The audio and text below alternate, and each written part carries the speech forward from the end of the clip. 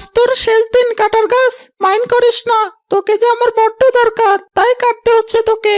এরপর ধূপ ধূপ ধূপ শব্দ, একের পর এক কুড়ালের আঘাত। কিছুক্ষণের মধ্যেই করাস করে ভেঙে পড়ে পুরো শুকনো গাছটা। কাজ তো হয়ে গেছে, এখন তাড়াতাড়ি কাটাগুলো সংগ্রহ করি। এরপর মাহাদি গাছের ডাল থেকে একে একে কাঁটাগুলো আলাদা করে। এখন শুধু রাত হওয়ার জন্য অপেক্ষা। রাত নামলে এই কাটাগুলো রাস্তায় বিছিয়ে দিব। হা হা হা হা হা। তারপর আমি দেখব ওই উমর কাটা সরায় নাকি আমাকে ডাকতে আসে। হা হা হা হা হা। এরপর মাহাদি কাটার ঝুড়িটা মাথায় তোলে আর কুড়াল কাঁধে নিয়ে বাড়ির পথে রওনা করে। চলো কাটার ছুরি, এবার বাড়ি ফেরা যাক। আজকের জন্য আমার কাজ শেষ।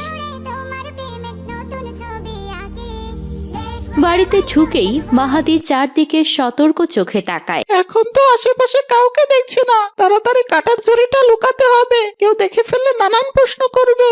এরপর মাহাদি চুপি চুপি ঘরে ঢুকে ঝুড়িটা বিছানার নিচে লুকিয়ে দেয়। কাজ একদম ওকে। কাটা তুমি আপাতত এখানে থাকো, রাত 10টায় তোমার সাথে আবার দেখা হবে। এবার মাহাদি কুড়াল হাতে নিয়ে জিনিসপত্র রাখার ঘরের দিকে যায়। ঠিক তখনই, এই মাহাদি দাঁড়াও! মাহাদি চমকে ওঠে, মুখ তার ফ্যাকাশে হয়ে যায়। কি ব্যাপার, তুমি না এই সময় খেলতে যাও? আজ আবার কুড়াল হাতে নিয়ে কোথা থেকে এলে? মাহাদি ভয়ে আর কথা খুঁজে পায় না। ওরে বাবা, ধরা মনে হয় পড়ে গেলাম। এখন কি বলি? আম্মু, কুড়ালটা না আমার বন্ধু ওমর চেয়েছিল। ওমর? ওমর কুড়াল দিয়ে কি করবে? ওরা কুড়াল দিয়ে একটা শুকনা গাছ চিরেছে, আমি দিয়েছিলাম ওকে। কাজ শেষ করে আবার আমাকে দিয়ে দিয়েছে, এজন্যই নিয়ে এলাম। ও আচ্ছা, ঠিক আছে, ভালো করে রেখে দাও। তবে মনে রেখো, ছোট ছেলেদের হাতে এসব কুড়াল টুড়াল রাখা একদম নিরাপদ না। এসব জিনিস নিয়ে আর ঘোরাফেরা করবে না, ঠিক আছে? জি আম্মু। এই কথা বলে তার মা চলে যায়। যাক বাবা, বাঁচা গেল। আর একটু হলেই তো ধরা পড়ে যেতাম, অনেক বকা শুনতে হতো। এই কথা বলে মাহাদি দ্রুত কুড়াল রেখে সরে যায় আর মনে মনে রাতের জন্য অপেক্ষা করতে থাকে। সময় গড়িয়ে রাত নামে। ঘড়ির কাঁটা ধীরে ধীরে 10টা ছুঁল। চারদিকে নিস্তব্ধতা, কেবল ঝিঝি পোকার ডাক ভেসে আসছে। এই তো সুযোগ, রাত 10টা বেজে গেছে। এখন আর তেমন মানুষ রাস্তা দিয়ে চলাফেরা করবে না।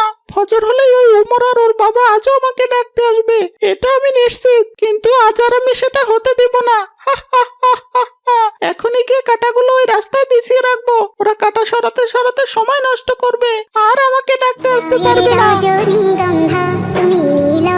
এরপর মাহাদি চুপি চুপি কাটার ঝুড়িটা মাথায় তুলে রাস্তার ধারে এসে দাঁড়ায়। তাড়াতাড়ি কাজটা শুরু করতে হবে, কেউ দেখে ফেললে আবার বড় সমস্যায় পড়ে যাব।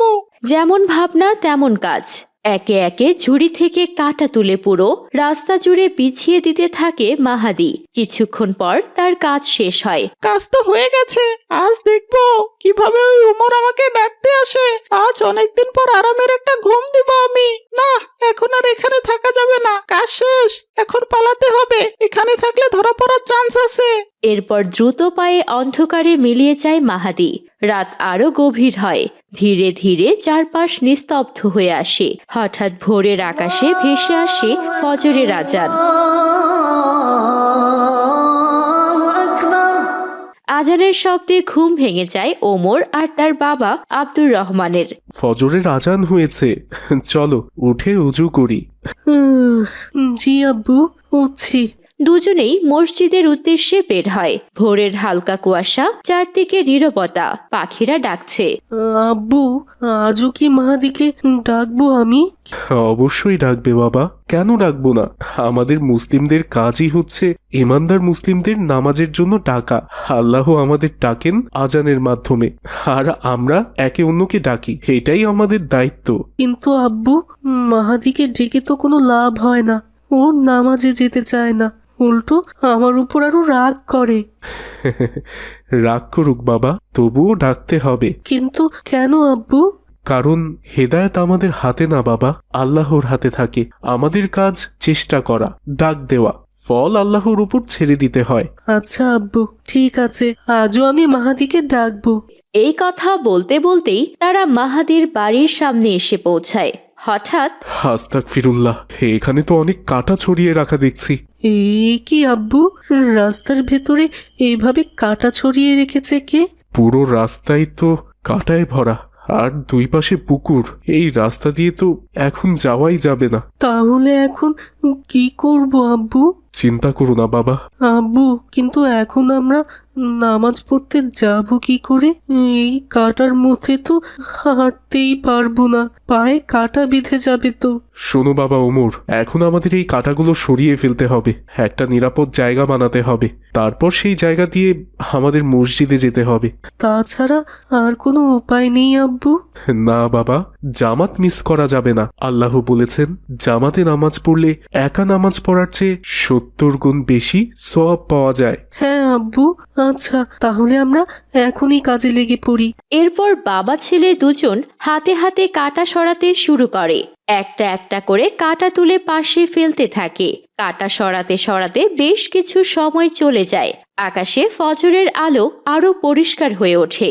তারপর নিরাপদ একটা পথ তৈরি হলে তারা দ্রুত হাঁটতে শুরু করে।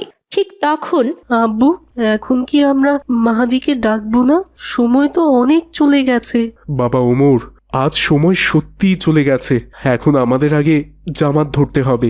এখন যদি মাহাদিকে ডাকতে যাই তাহলে পুরো জামাতটাই মিস হয়ে যাবে। আচ্ছা আব্বু, ঠিক আছে, চলো। এরপর ওমর আর তার বাবা আব্দুর রহমান দ্রুত মসজিদের দিকে চলে যায়। আজান শেষ, ইকামতের ধ্বনি, তারা ঠিক সময়েই জামাতে সামিল হয়। এদিকে অনেকদিন পর আজ মাহাদি নির্বিঘ্নে ঘুমায়। সূর্যের আলো জানালা দিয়ে ঢুকতেই তার ঘুম ভাঙে। অনেক দিন পর একটা শান্তির ঘুম হলো আজ। কি যে মজা পেলাম! কি দারুণ মজা!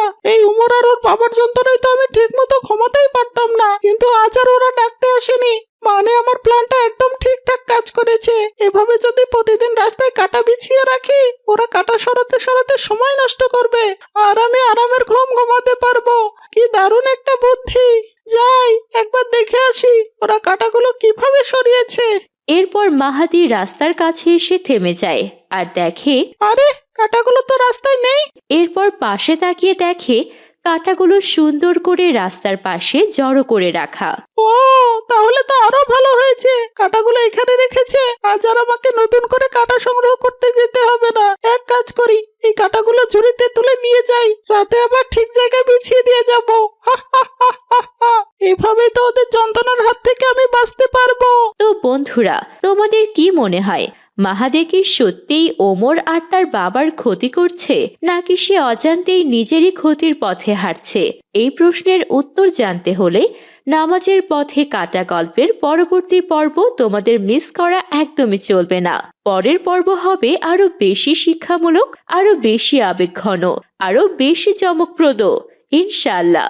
এই গল্পটা তোমাদের কেমন লাগলো তা কমেন্ট করে জানাতে ভুলো না।